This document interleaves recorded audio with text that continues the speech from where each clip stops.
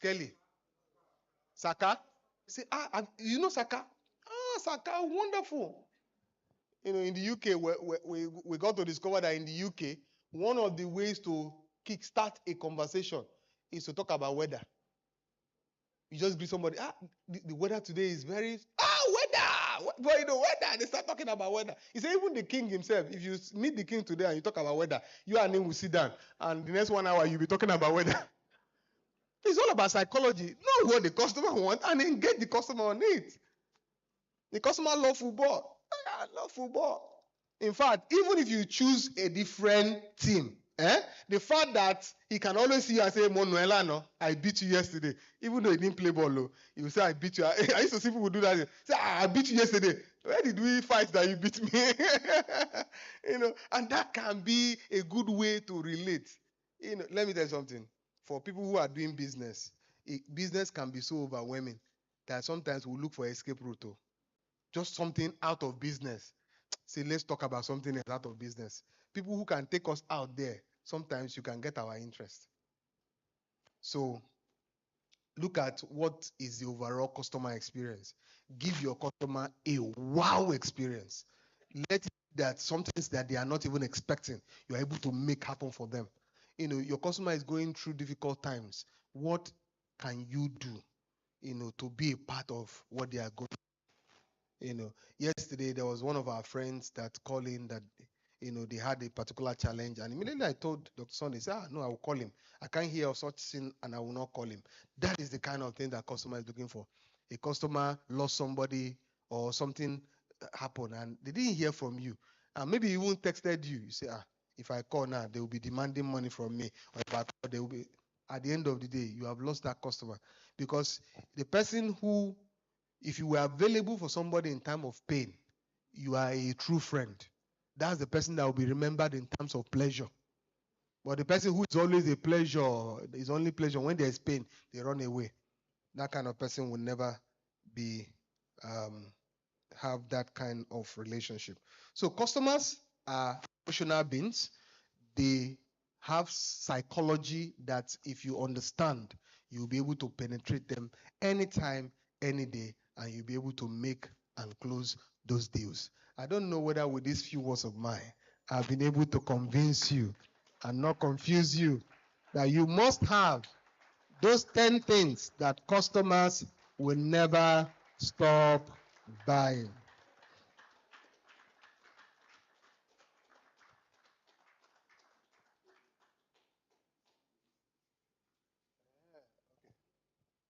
Okay, so yes. Wow. If you're jamming your hands together, please do it better. Please do it better. You know, I mentioned that this class is free. Do it better. Yeah. Thank you very much. Thank you so much, sir. That was a very, very powerful session, right? That was a very powerful session. Please, if you have questions and you would like to ask questions, because one of the major segments of this conference is for you to be able to ask practical questions. Please start jotting them down. Start jotting them down because we're going to have another mind-blowing session just very shortly. 3 things that I picked from what Wiseman said very quickly is reward. Always reward your customer. So at the back, you know, I spoke to the organizers, and then we have, you know, decided that we're going to reward everybody here. So there is food for everybody. I mean, food for thought that can help you, you know, do well outside this conference. So please, it's at the back. You are just pick your food for thought when you are going so that you can do well. Very importantly. You see, one of the things that I said before they came in was also the fact that, you know, rich people, Wiseman talked about that rich people talk about weather in the UK. Just like I've been to the UK a couple of times. So myself and Doctor was talking about weather just outside. And I'm like, Lagos, it's one weather. It's one weather. It's it. We don't have any other weather than that. But right, that is very, very important. Thank you very much, sir. We are very, very grateful. Okay, so shortly we're going to be having a presentation. Remember when I showed you that bag? I said that that bag is from PettySave, and then we're going to have them talk about PettySave. So in the next 5 minutes, for the next 5 minutes rather, the next voice you are going to be hearing is going to be a representative from PettySave. Can you please jam your? I know if you did not see gift, Just let me jam your hands together as I welcome up stage the representative from PettySave Microfinance Bank. Please jam your hands together for them. They have something wonderful for us. Thank you. I'm standing on all existing protocols. Thank you, sirs. I'm so sure you've all seen me here a couple of times, but I quickly want to ask a question. Please, if you have PettySave account number, can you please signify by raising your hands? Oh, awesome, awesome. Can we clap for ourselves? Can we please clap for ourselves? And if you don't have PettySave account, can you please signify by raising up your hand? Oh, wow. Wow. My guys, wow. They are this center. Some people are coming to meet you right now. They are going to give you account opening form. And I'm sure that probably is you don't have account probably because you have one challenge or the other with us. Please, you see people wearing this type of t-shirt, you can approach them, ask them questions around your challenges of opening the account. I'm sure they will attend to you promptly. But before I exhaust my 5 minutes, I quickly want to tell you about what we do. Sorry, my name is Oluwayemisi Johnson Salvage. Please, do you know any civil servants? Public servant? How many? Please, if you know any civil servant, can you please raise up your hand? Where are my team members? Please, we have a product that you can tell them or you can actually take to them. What do? We give them loan in 6 hours. Can we beat that? Please, can you clap for us? We grant them loan in 6 hours, and I'm not joking. I am not joking. If you have very soon, in a very few minutes, you can actually open your app and download and open an account. We are there. But even without that, if you know civil servants, public servants, and they are interested in sharp loans, we do that. Please clap for us. Please, if you enjoyed any loan with us, or you want to enjoy any loan, like you want to take your business from ground zero to any class you desire, can you please raise your hand? Some people are going to approach you. You actually have intention of growing your business. Please, are people here that want that? Please, after the section, the next section, I will be waiting for you outside to take your details and talk to you.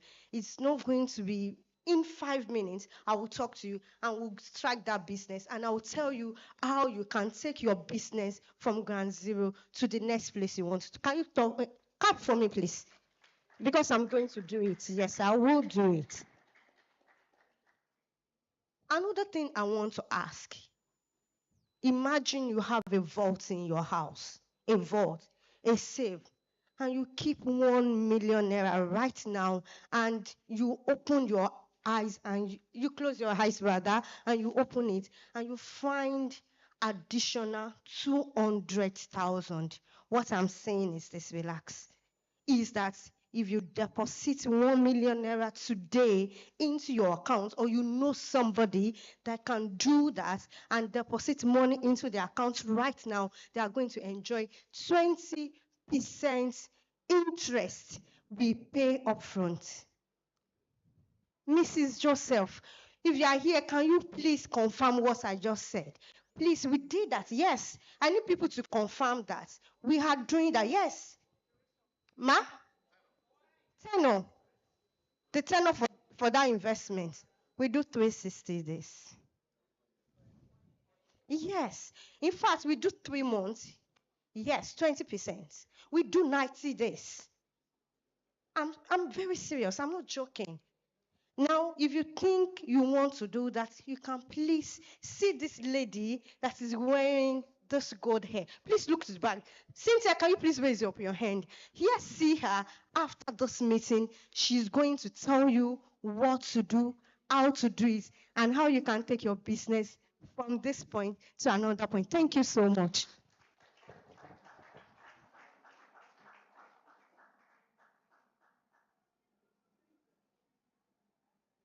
Wow, can we do that one more time for Petty Save?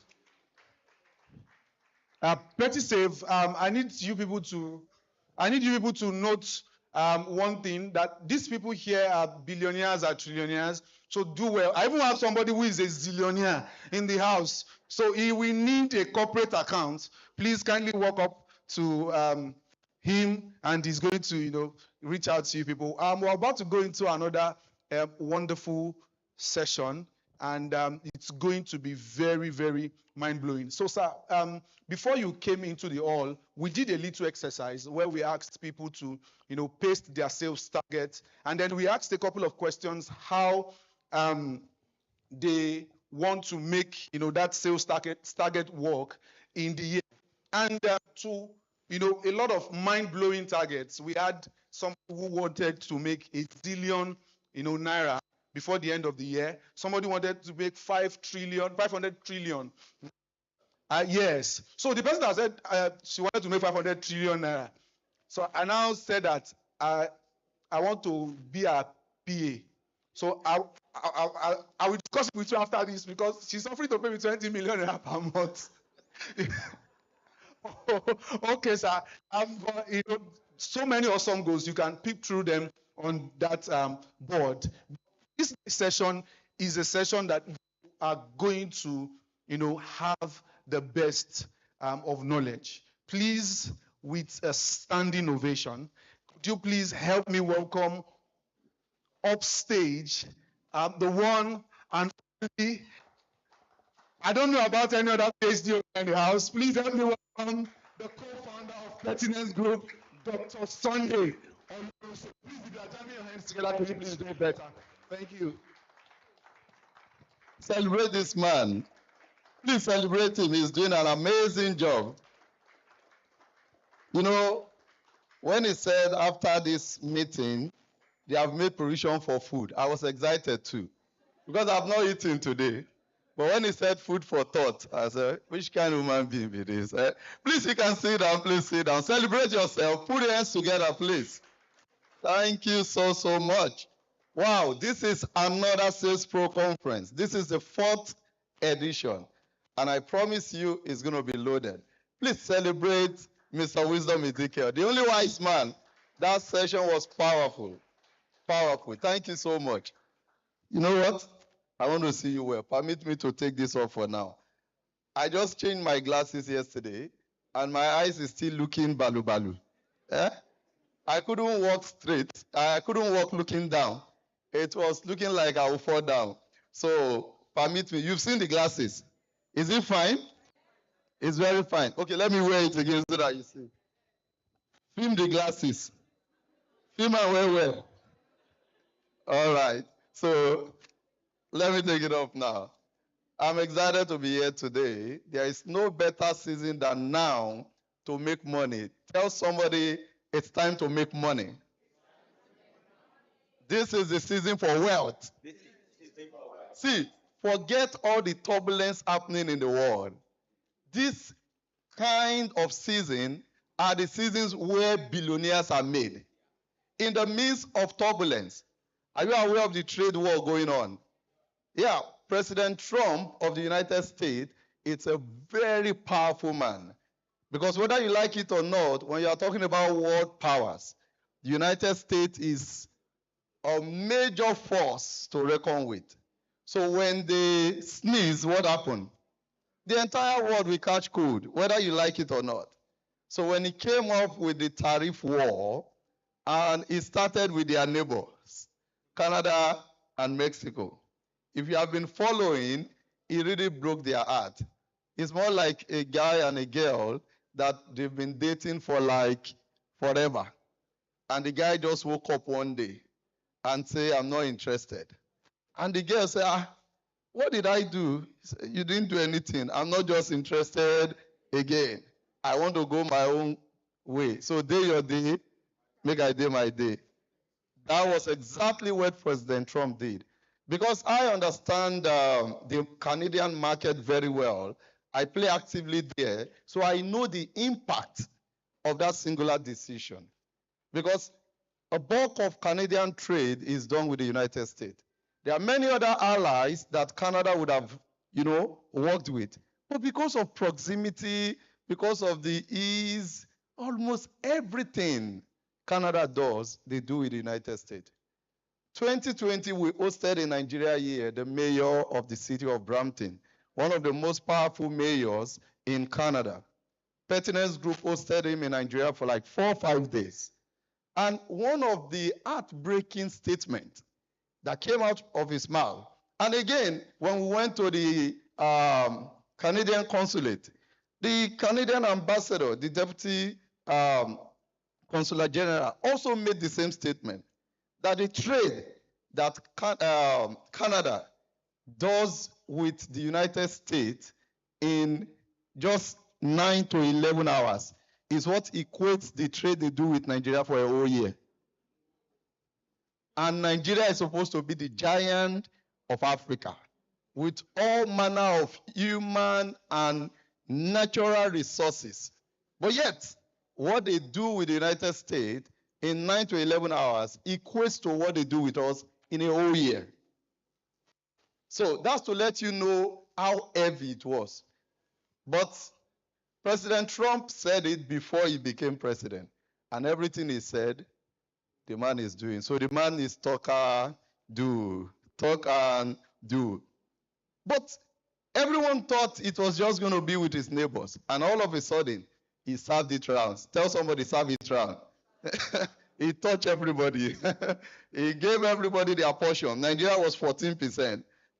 Some countries like 80%, 60%. If you want to ship anything into the United States, that tariff comes on it. Of course, the impact will be felt also by the citizens of the United States. Because what you are simply saying is, I love your designer shirt, Dior. It's this beautiful shirt. If it was to be living in the United States, and maybe before the tariff, this shirt used to come from Italy, and it was selling for maybe $20. Now, immediately President Trump, introduced the tariff. If Italy were to pay maybe 50%, definitely the manufacturer sending this stuff to the United States will add 50% to its cost. So this deal will now sell for $30.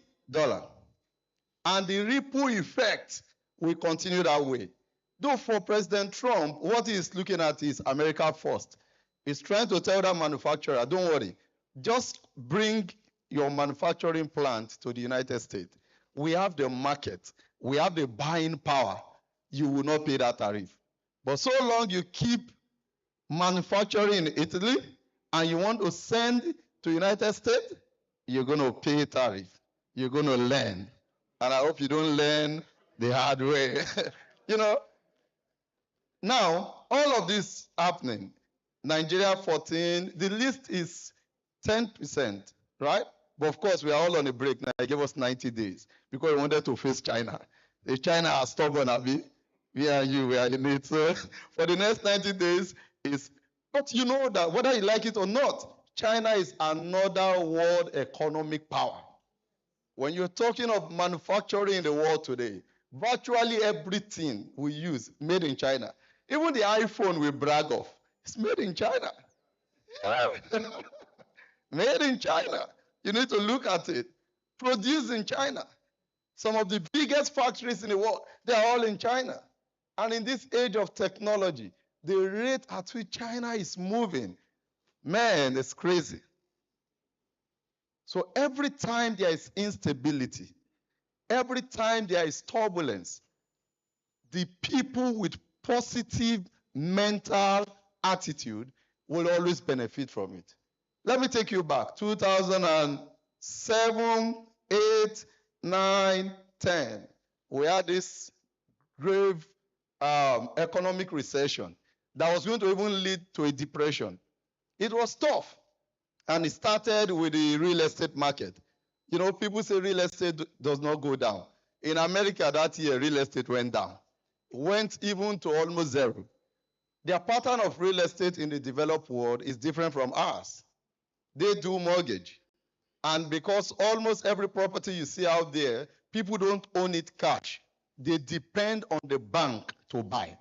So as a young person, you just graduated from the university, you're on a salary of maybe $50,000 per annum. So on a monthly basis, you take home like maybe $3,000. Because when you hear 50,000, it looks big, right? If you prorate it by 12, it's supposed to be something maybe 4,008 or so. But taxes will take not less than 20% or 30% of that money. You don't pay that here in Nigeria, right? We're enjoying in Nigeria. Things are tough. But I tell you, we have some leverage that we need to take advantage of. I encourage those that want to travel. Because travel is not just about, I want to japa. There's lots to benefit from it. There's education, there's adventure, there's exposure, there is leverage, there is networking, you know, gaining new frontiers. Traveling has a lot to add to you. But that being said, when you get to some of those developed climes too, it comes with a lot of challenges. And one major one I just identified, taxes. Their tax regime can be very, very tough. The income bracket determines how much they take from you. In Canada, for example, there are people that pay as high as 50% tax. Would you believe that? Yeah. So when you work here in Nigeria, you are praying for promotion. Over there, people don't want to take some promotion. Because at the end of the day, what you'll be taking home might be lesser than when you were in your former level. For example, you're in the income bracket of, say, it's always in brackets. Income bracket of maybe 50K to 65K. And the taxes you pay for this bracket is maybe 23%. So they take 23% of whatever you earn. Immediately, they now, maybe as at then you were earning 64,000, right? You were earning 64K. All of a sudden, you got a promotion, and your salary increased to 70K, just 5K, right? You now fell in the income bracket of 70K to maybe 85K. And in this income bracket, the taxes is maybe 30%. Now, you only increase your pay when you got a promotion by 5,000. But by the time they take 30,000, 30% of 70,000, if care is not taken, your salary might even be lower. You just be bragging, I am now a senior product manager. I've left the junior, but the junior was looking better. So you work more and you pay more taxes. Now, these are challenges we face over there. But in Nigeria, somehow, we're able to juggle around it. So let's go back to their real estate. That income, no matter how small, you will be able to buy a property. Because what you need to buy a property, in some cases, is not more than 3% of the value of the property. The normal is 5%. Now, whenever the market is the buyer's market, the developers introduce a number of incentives that we want to motivate people to buy. Some of those incentives might mean telling you that don't worry, instead of paying down payment of 5%, you can pay 3%. So when you pay 3%, we give you access to, negotiate loan from anybody that wants to finance the loan. In fact, some of the developers will build and also provide finances for you. That's when the market is for the buyers. Because the way it trends, there are times it will be the buyer's market, and there are times it will be the seller's market. But when it is a buyer's market, the maximum you pay for down payment is 5%, especially if it is your first property. And it is expected that you want to live there. Once you live and you start buying more, it becomes investment property. And investment property, in most cases, you need 20% down payment. Now, it's easier for you to buy But during that recession then, money was so much available that the banks were giving a lot of incentive, and they were allowing people, even those that don't have the capacity to sustain the mortgage, to buy. Now, the thing about mortgage here is that it is tied to interest rate. So per time, whatever the interest rate the central bank of the country sets as the interest rate, the relative one, it will affect across board everybody lending. So you can buy a property, and as at when you bought, interest rate was low. As at that time, some people got interest rate of less than 1%. Can you imagine buying a house? They will give you 20, 25 to 30 years to pay. But the interest you are paying was less than 1%. But in most cases, people paid maximum of 2% interest. And all of a sudden, because the bank could borrow people money easily, everywhere was flooded with money and everybody was buying. But immediately that happened, inflation set in. To control inflation, because the value of those properties started going on, it was skyrocketing. To control it, they had to start increasing the cost of borrowing. And most of the people that borrowed, the interest rate with which they came in was flexible, meaning that the bank can increase the interest rate anytime. Only the lucky ones that did fix. If you want fix, it's always higher.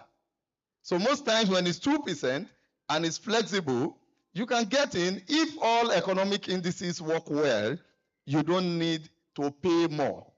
These guys got 2%, and all of a sudden, interest rates started increasing to 3, to 5. He got to like 8%. So this guy was paying mortgage of just maybe $800 per month for a $300,000 house. Gradually, the monthly mortgage moved to $1,800. The monthly mortgage moved from $1,800 to $2,700. Remember, how much was the take-home of that guy? 2,000 something, about 3,000. So what will happen at that point? He could no longer afford the mortgage.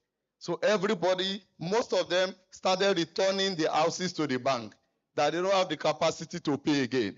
Now, as the bank started recovering, they had too much property that they have recovered, and they started foreclosing. Let me tell you one shocking thing. That year, our mentor, I can't forget, if you still go to my Facebook page, around 2009, 2010, houses in the United States was selling for as low as 1.7 million naira. A whole house with basement. Yes, I posted it, I still have it on my Facebook page, 2009, 2010. He was begging people to jump in. You know, I told you every time there's economic crisis, look very well. There will be opportunities, especially for those of us in Africa. If they take before you reach our side. Yeah, when they are fighting up there, it doesn't get here very early. Before it gets here, you need to position yourself well, so that you would have leveraged whatever is happening. So when they are fighting, you just sit down and be observing. Be close to information. Follow people who Sabi Road. Right? Now, 1.7. We were begging people. Some people said, it's not possible. It was a lie, blah, blah, blah.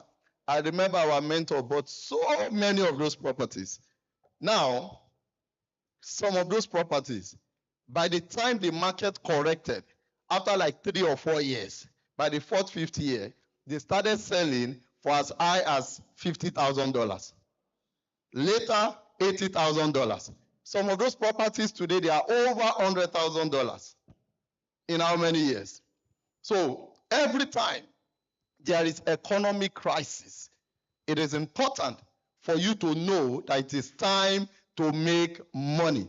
Tell your person it's money o'clock. I can't hear you. It's money o'clock.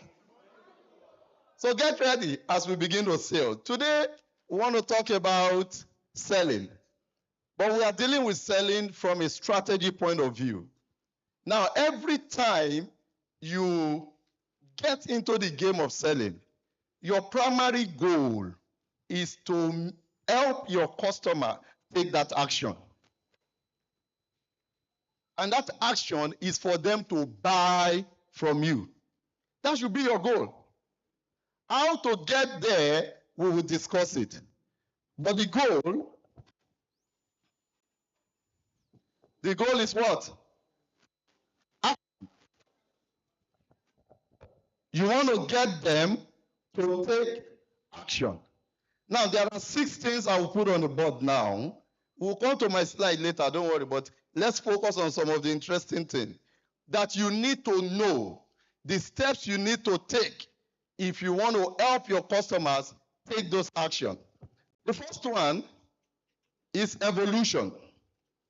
You must understand the evolution of sales. Let me list them for you, then we'll start talking about them.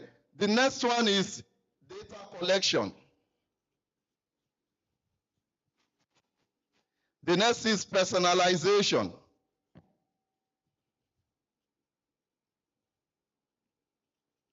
The next is education. The next is reputation.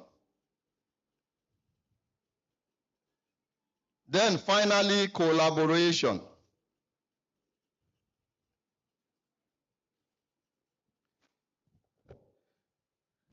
Now, we must understand that sales is ever evolving. When it comes to selling, what used to work 15 years ago didn't work 10 years ago. What used to work 10 years ago didn't work well 5 years ago. And what used to work 5 years ago isn't working now again. So as the business of sales evolves, we all must learn to follow the trend. As the wave keeps moving up and down, we must learn how to flow with that wave so that we will not be swept out or be swallowed by the wave.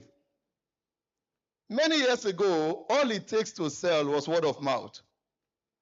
Just be very good at talking to people. But you know that can be very limiting. Because while you are busy running from pillar to pillar, from one place to another, someone else is using another strategy to reach 1,000 people at the same time. But all you know to do is to knock door or go from one friend to another. So sales was easy. It was communal. So all you need is sit down and know how to prepare a very good sales speech, such that anybody you meet, you are able to talk to them and get them to buy from you. It worked. I enjoyed it. I'm a salesperson at heart. I will forever be a salesperson. The only job interview I ever attended in my life, by the time I was done with the interview, everyone on the panel was fighting that this guy must join my team. Mr. Wisdom Ezekiel witnessed this occasion. Everybody was fighting. Because the mistake they made was to give me a biro and say, market this biro to me. That was all. They thought they wanted to test if this guy knows how to sell. By the time I was done, everybody wanted to hire me. It was an argument. This guy is for my team. Just giving me a biro to sell. But that was good for that time. Because selling was limited to that. But before our very eyes, we saw the .com era came. And internet came on the scene. And you saw marketings like email marketing trending. Those were the days that not too many people had emails. I can brag to say I'm one of the very few Nigerians that had email early enough. Yahoo Mail those days, many years ago, when I did not even know the usefulness of the email. Now, those days, every email that drops on your phone, you want to jump and check it. Because how many of you had it? Today, you have 1,000 emails that you have not checked on your phone.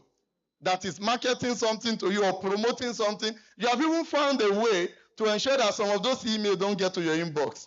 As they are coming, it's either it's going to trash or spam, or you are putting it in promotions. In fact, you just categorize it. It was working.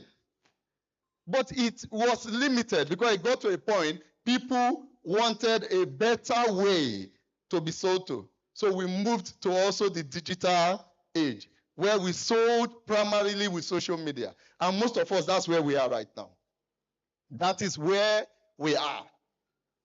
And if you like it or not, we have seen realtors that have done extremely well selling with social media.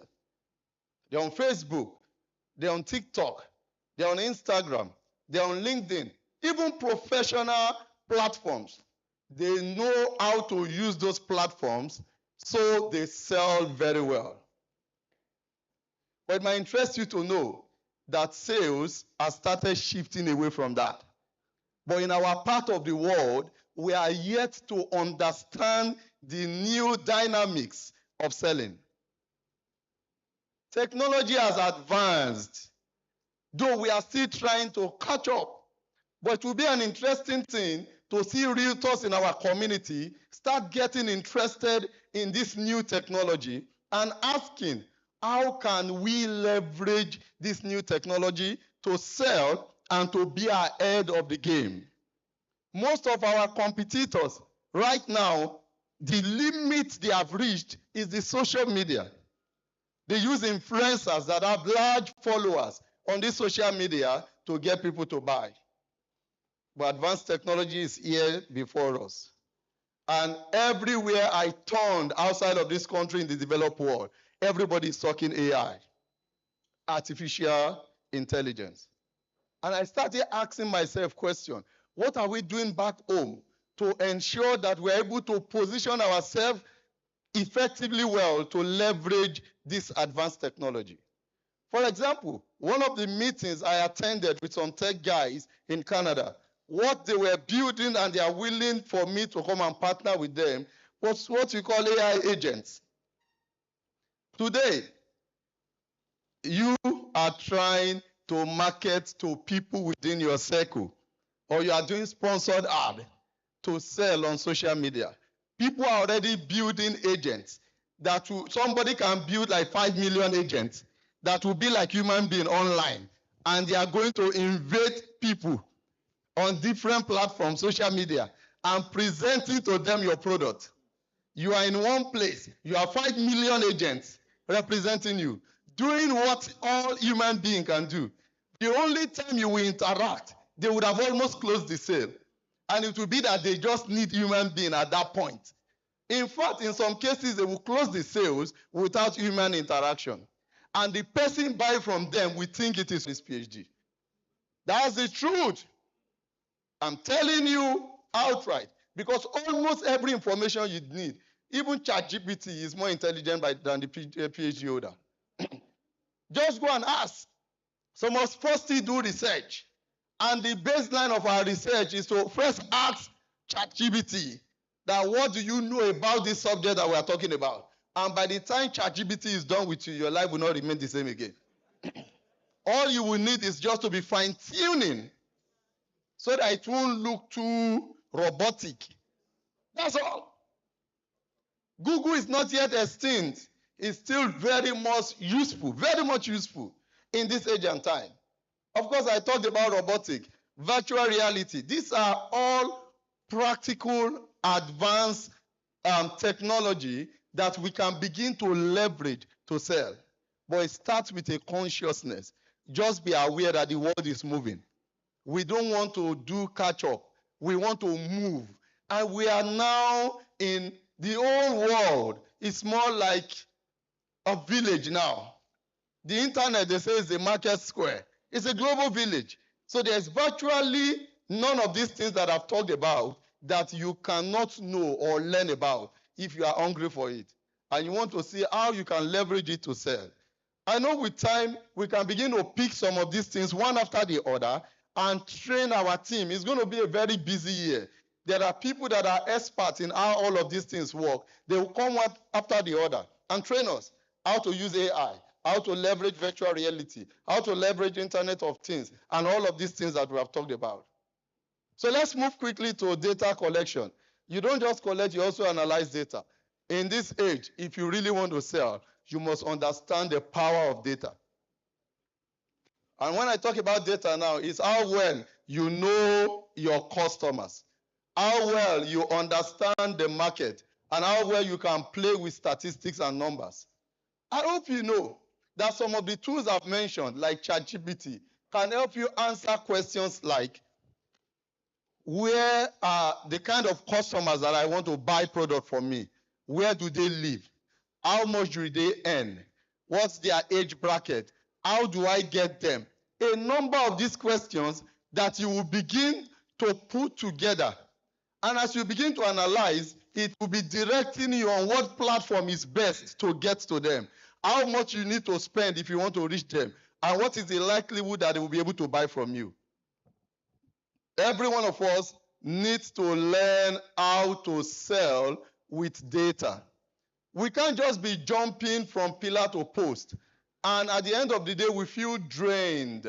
We feel tired. We feel stressed. And some of us might even say we are having what's so common on social media right now? Mental health.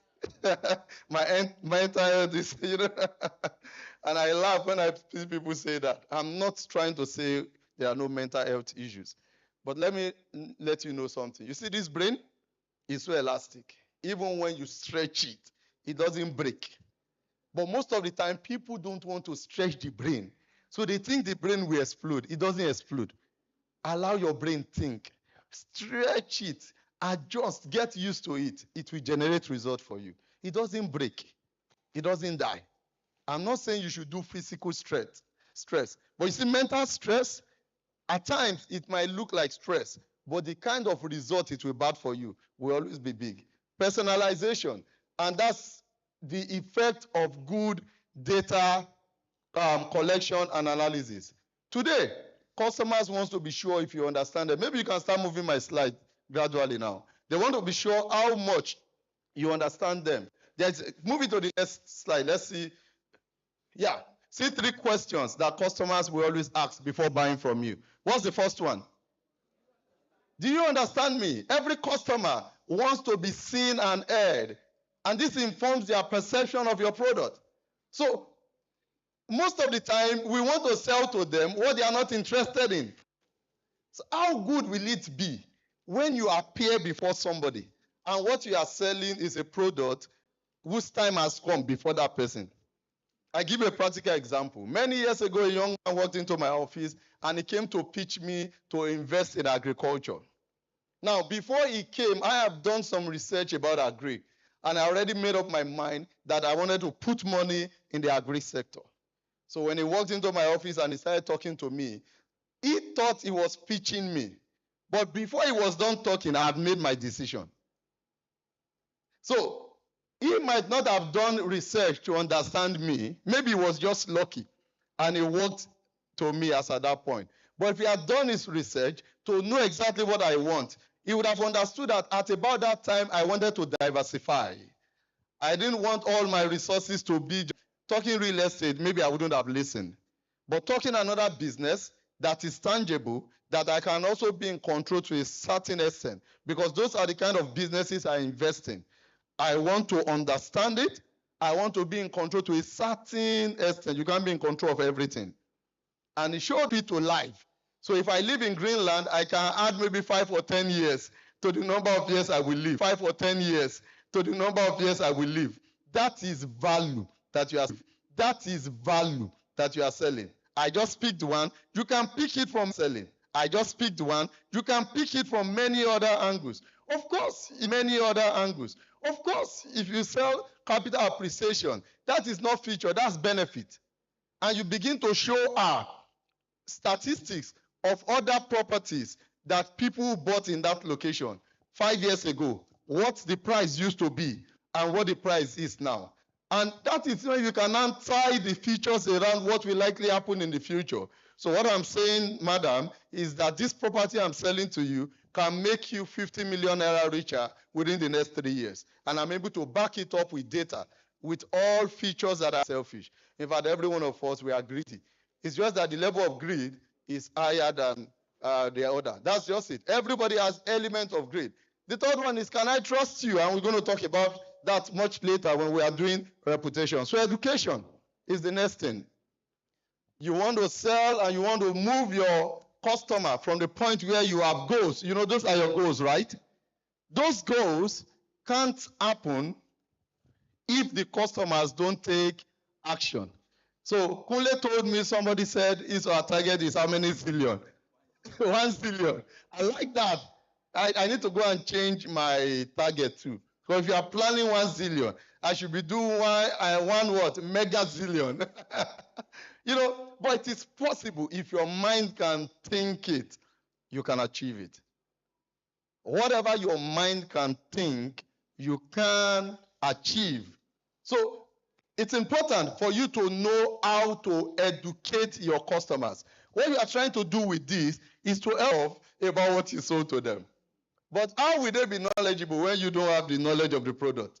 Influencers. Rather than you going close to them, you are yabbing them that they are shaking yak on social media. You better go and meet them. If they will shake yak for you to sell that land, partner with them. You know, somebody said, so long it's not my family member, that if you like, go and open your body to it, it's your business. At least you are not my sister, you are not my brother. Eh? Because some people, that is what they have decided to do with their life. And there is nothing you can do about it. And they are adults. What do you want to do? If they are your friends, those are not people to run away from. You need to leverage what they have. Your friend has over 100,000 followers on social media, and you are making jest that this one does not have work. Every morning, if you carry phone, Monday afternoon, night. That's a potential partner in your business. You need to leverage it. So that's where we are right now, the age of collaboration. So there are 4 stages, and this is popular in the marketing environment. Number 1, you want to create awareness for whatever you are selling. This awareness will lead to what? The ADID.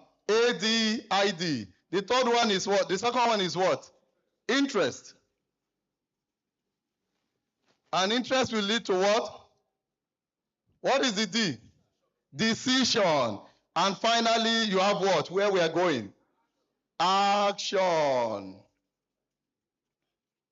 So, your work as a realtor is to push people from this point of awareness to the point of taking action.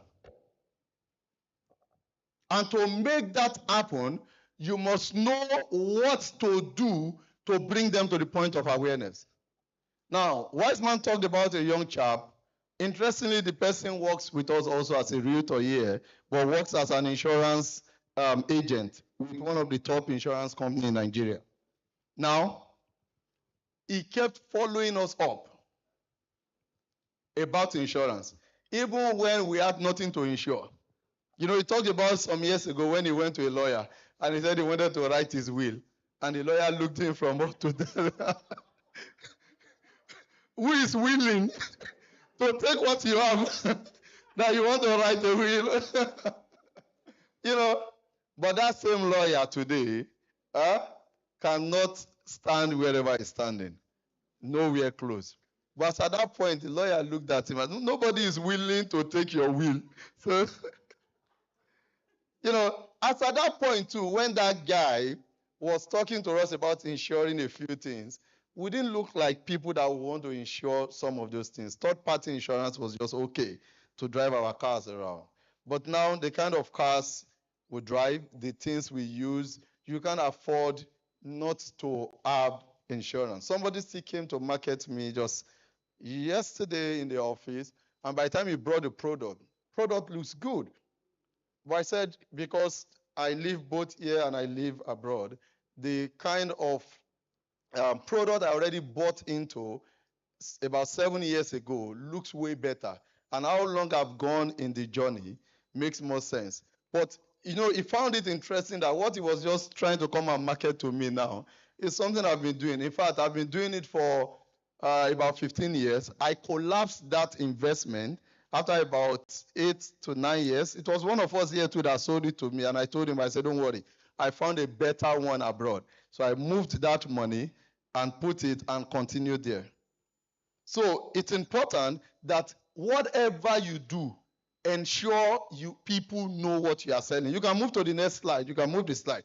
people know what you are selling. And that is the stage of awareness. And you want to move them from that point to getting interest. The fact that they are interested does not mean they will buy at that point, but at least they will keep listening to you. They will ask you questions. How perfectly positioned you are to respond to their question will determine if they will make decision. And the fact that they have made decision does not mean it has ended. They have only made decision, they have not acted. Remember again when we started, the first, what did I write? Goes toward action. You want to ensure that you help them take that action. And in taking that action, move to the next slide, you will see 4 types of customer that you have to deal with. The first one is what? The critical thinker. Somehow, they are very difficult to sell to, but by the time you are done with them, they will buy more than any other person. And unfortunately, that's where I fall, actually. Somehow, if you want to sell to me, especially if you are coming cold, you know, there are like 4 levels when you are selling. There is a cold. There is a cold. There is lukewarm. Right? There is warm. And there is hot, acid hot. Right?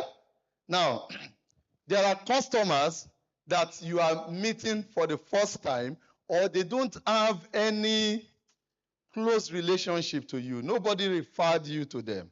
But you just feel your money is in their hand. Eh? You understand what I'm saying? There are people you should see and say, my money did that guy and I go collect them. Eh? You are targeting them to sell to them. But you don't know them. You have not met them before. So it's difficult to sell to people like that, especially if they are critical thinkers. You know why? They will analyze everything. In fact, most likely what you want to sell to them, they already have knowledge about what you want to sell. So every time you miss your target, they know you have missed your target. So to get them to move from year to year is difficult.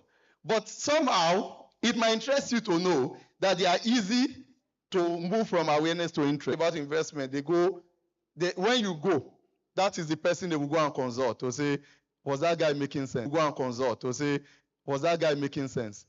So immediately I knew it was. So immediately I knew he was a go-to person, so I targeted him. He was a go-to person, so I targeted him. And I can't forget sitting down in his office, and we had a very lengthy conversation. He kept asking questions about all manner of trade. Then I was selling investment in the capital market. And it got to a point, he just looked at me, I can't forget, wheeled his chair backward and said, you know something? You just made a deal. You just closed the sale. You know that excitement of somebody that feels he knows so much, but by the time you were done talking to him about what you are selling, he didn't have to tell you to go and come back. He brought out his checkbook on that day and wrote checks for the entire year. So he did one lump sum and said for the remaining months, just be presenting my check. You don't need to come back. What you need to tell me in 1 year, you have said it in one day. Go and enjoy the checks for the rest of the year. Another interesting one was after I was done, how will you feel? Somebody gave you check, put in your front, and said, I have 50 million naira in this account. Whatever amount you think it is best for me to invest, write it there. These were experiences. Yeah, practical experiences on the field. Whatever you think it is best. Because right now, you have fed me so much that you are the best person to tell me what to buy. Sincerely pushed the check before me, the woman, and said, whatever amount you feel is best for me to invest, write it there, cut the check, I will just sign and go away. So when you deal with customers that are critical, they may look difficult. They may take your time. So long you keep upping your knowledge and talking to them, you will close the deal at the end of the day. The next one are the emotional. Let me see how many minutes. Okay, okay. I didn't even know I have that much time left. Thank you very much. I thought it's just 2 minutes. The emotional buyer. You see, most people can fall in this category, especially if you have built relationship. There are times I buy that way. And when I buy emotionally, I didn't really buy the product. I'm not necessarily interested in the product. I only bought to empower the person. But you know that if you don't know how to play that game too, I still will not buy. Maybe you don't even understand the product. You don't know how to sell. And you still came before me and you are forming English. When you are supposed to say, just if you don't buy, they will sack me. Yeah. And because I don't want them to sack you, I will buy. But you don't come, you start blabbing, trying to say, do you know that one of the easiest way to jump up is to sleep? And I'm like, how do you? You want to convince me on what I already know and know more. So when it comes to emotional buyers, you must know how to get to them. Look at the wonderful example Mr. Wisdom gave earlier. Somebody came to the office and was speaking English about trying to see the boss. And he sat there for long. Another person came and said, I want to, the confidence and how jovial he was. He also spoke out that people appear in his office without appointment. Some people have done that job. And it takes some level of relationship. You understand what I'm saying? For that to happen. For them to bring those people into his office unannounced. Most of the time when I'm around and I feel like the first 2 days, I don't want anybody to know that I'm around. I just want to rest. I want to plan. I want to do this. The next thing, I'll just see somebody send me a message, welcome, sir. And I'll be like, how did you know that I'm around? There is somebody somewhere in my circle that would have told them that, God, they're around you. The person, if you don't tell them, say, no, tell and say, I tell you. But they were too excited. Some of them, they are lakoba. You know who are lakoba? Tell them in English, I beg. And they will now say that, God, they are around. And you'll not be wondering, how did you know? So, emotional buyers are there. And when selling to them, don't form tush. Don't speak English. Just beg them. But there has to be a relationship that you have established. You don't do that to everybody. The next one is the status seeker. Oh my God, why is man even referred to people like that? The iPhone people. Interestingly, when I started using iPhone, I did not even start using it for status. I started using it because of strong recommendation. I was running my MBA program many years ago, and that was a time when not many people was using iPhone. And I know this professor, very rich professor, but yet modest. But there is one thing that will confuse me about him. He was using iPhone, a very modest person. But every time we want to do case studies, he so loves Apple, especially from the place of the feeling, the experience, that he will keep using Apple as case study. From the story of how Steve Jobs started, how he was ousted out of his business and later got in, and how he made the people that work with him feel good. And as a result, the product they were selling made people feel good. And because he talked so much about iPhone, I bought it. And that experience, in one day I walked into the store, bought phone, bought iPad, and bought laptop in one day. And started using iPhone. But I know I used to tell him, guy, this thing is different. We have been using Android. But I can, how heavy it is, everything. Of course, eventually he got to buy. But today, iPhone has become a status thing. iPhone is not necessarily the best phone. Yesterday, I still wanted to do something, or 2 days ago. Now, my daughter came the top of her graduating set in Canada as the best student, academic, behavioral, everything. She was the top of it. Thank you very much. Now, because of some privacy policy over there, it's not everything you can post, especially when you have other people's children on the lineup, when it's not your child only. So I wasn't going to post it.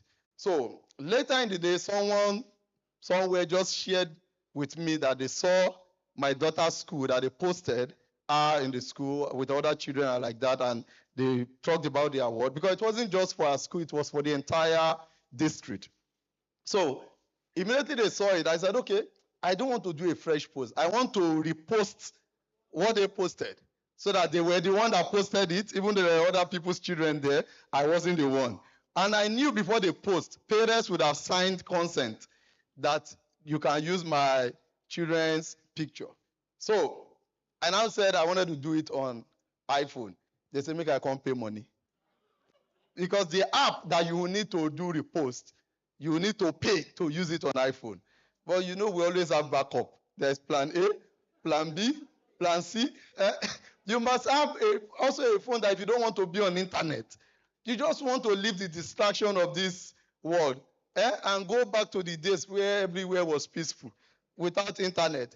As good as internet it can be, oh my God. The way people think in that space is crazy. Twitter is the worst. Instagram is becoming toxic too. When you go to comment section at times, what you read, you'll be asking, are these women being? As in, nothing, they don't say anything good about anything. I'm telling you. So it's more difficult to be in that space now than ever before. So the guy just said, don't worry, on Android, they do this thing now today. Now free, downloaded it for me, and instantly we're able to do the same thing that we couldn't do on iPhone. But most iPhone users are status seeker. So when you go to sell to them, don't sell E4. Don't sell Ayetoro. Don't sell Ajagbandi. And when you want to name your estate, name it some green land, La Vida. Yeah, because they want to feel good, VIP. You know, it used to be ABC Gardens. It was when we understood that some people, it was ABC, it looks one elementary thing, okay, let's up it to VIP. There are people like that. Just the name. They just want to be treated specially. Dayo is here now. He said when he started working in Abuja, sometimes ago, he was working in a place where they were selling SIM. And somebody walked in. You were the one that told that story now. And said you wanted to buy SIM. And they said maybe 1,000. He said, 1,000? Don't you have SIM for people like us? And the person was saying they don't have. The manager quickly rushed and said, no, okay, come inside. We have SIM for people like you. The same SIM they sold 1,000. They sold 50,000 to him. Yeah, we have SIM for people like you. So they sold it 50,000. The innocent guy at the front desk was like, which one be SIM for people like you? But they are status seeker, and you need to sell to them. Then finally, the skeptic buyers, those ones, they don't want to take risk at all. So you need to pamper them. Yeah, you need to pamper them to the point that they will agree to buy. And when they buy, the problem is they will be calling you, they can call you 3 a.m. The land I bought from you, is the land still there? I remember those days when we started selling ABC, there are some people that go for site inspection every week. They are not buying any other land. Every time we announce site inspection, and we used to go every week, you will see them. And you be like, Baba, you want to go and see the land? Whether somebody has taken the land and put in his pocket, you know, the land is there, it's not moving. But skeptic buyers, they will treat you that way. So you have to be prepared when you are dealing with them. We can move to the next slide. But one thing I love about selling is when you are able to move your customer from the lowest point to the highest, where they are no longer just customers to you, they become what we call raving fans. They become what you call advocates for your product. Permit me to draw small something here.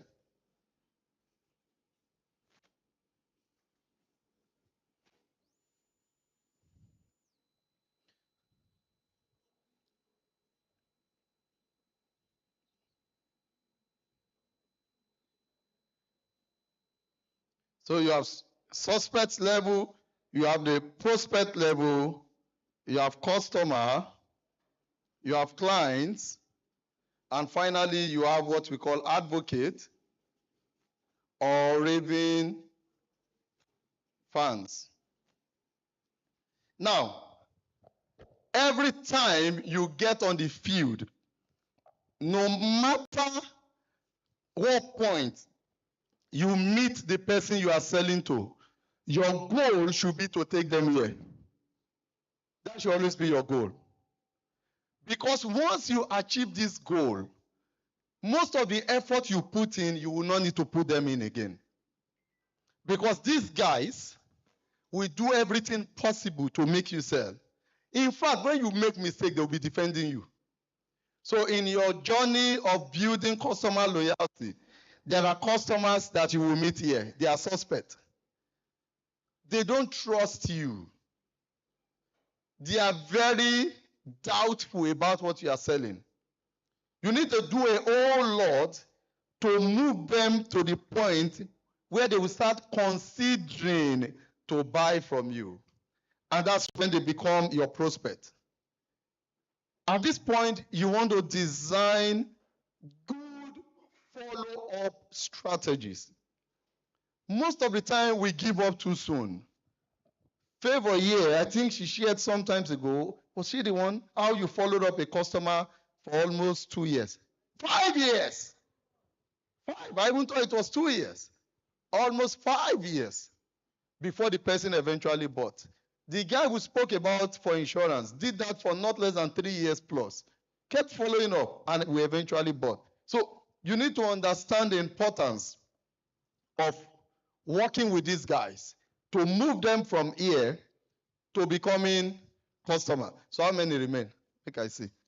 Okay, 3 minutes. Don't worry. There's one more chart. I will leave that chart. I won't talk about that one.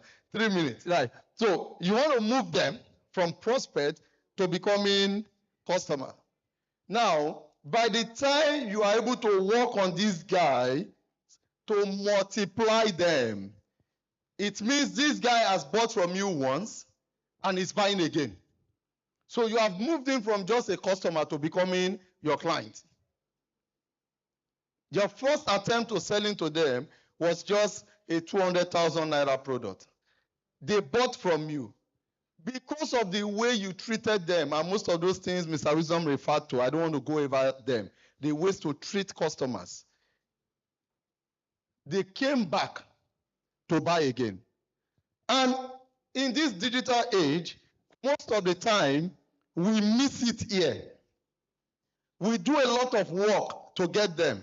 We do lead generation, right? Now, after you have generated this lead, you want to sieve them to ensure that the one that is quality. So what do? Qualification, right? Now, after you have qualified the leads, what are you trying to do? You want to convert them. You move to what? Conversion. Now, when you convert them, what happens? Action. That's what you remember, taking you back again. Action, action, action. Now, after you make them take action, there's what you call the after sales.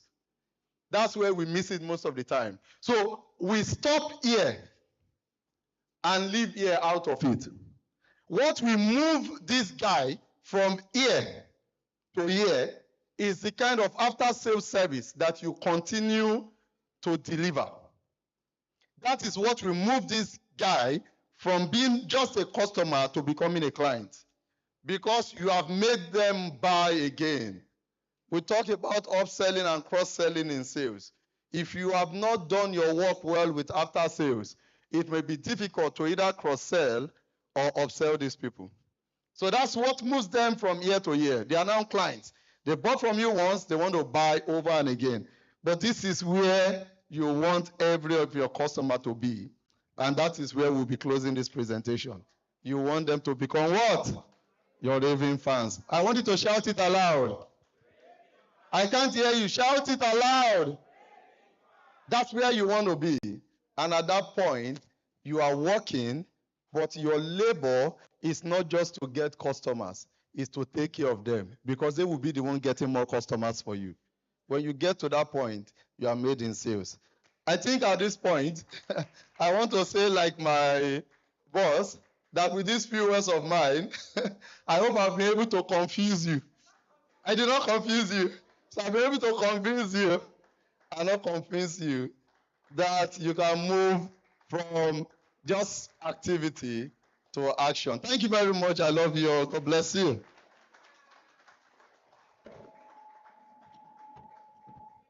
Wow, thank you so much, sir. Can we please jam our hands together once again for Doctor? Wow. That was Harvard standard. All right. Very quickly, we're going to be going. I asked us the previous time to, pen down our questions, because we're going to be answering some practical questions. And while they prepare the stage, we're going to be having the two of them come up stage, and then we're going to be answering the questions. Sir, when you talked about data protection and people that use data to do things, I was trying to, at that point, I remembered somebody in my area who bought fridge through convincing, and they told him that that fridge cost 25,000 naira. At the time, a normal fridge was like 600,000 naira. But they convinced him, told him that the fridge had USB ports, and that at least once in a week it shocks people. And eventually he bought the fridge, and he couldn't live to tell the story, right? So it's very important. Thank you very much, sir, for the detailed teaching. We're going to be having them upstage. I want to believe that we are ready. Okay, thank you. Could you please help move this away? Thank you very much. Ushers, can you please go around? You can pen down your questions, and the ushers are going to be getting them very shortly. All right, please. Okay, there is microphone. All right, if you want to ask your questions, just help me hold it. If you want to ask your questions, it's just, 40 seconds for your questions. Just go straight to the point. Leave the stories. Can we please jam our hands together once again as we have them up stage? Please, let's jam our hands together as we have them up stage. All right, thank you very much. Questions. If you don't want to stand up, you can just signal any of the ushers and drop your questions with them. I'm going to be reading a couple of questions. I have some with me already. And okay. Okay, please ensure. How many of us you want to stand up to ask your questions? Like you want to stand up and ask your question. Can I see our hands up so that we'll just take an head count? 1, 2, 3. Okay. So 4. All right. Can we please just stand up? We'll start from here. And when I was saying that there is food for thought, people did not believe me. Now you can see that there is food for thought. All right. Question number 1. Can you please stand up? Thank you. Thank you very much. Yeah, my name is Aben Kingsley. My question is, as someone that wants to transition into real estate, you have a clue about what real estate is all about, and you've started it at some point, and you are not closing sales. You've done your due diligence to an extent, like WhatsApp status, posting your product on Instagram, and other social media platform. And you don't have the money to, extend to because there are other platforms that you can easily get clients, clients that will get those products, like GG, and of course you make payments. So as a starter, that you don't have that money to finance that, how do you go about it to meet potential customers? All right, sir. The first question.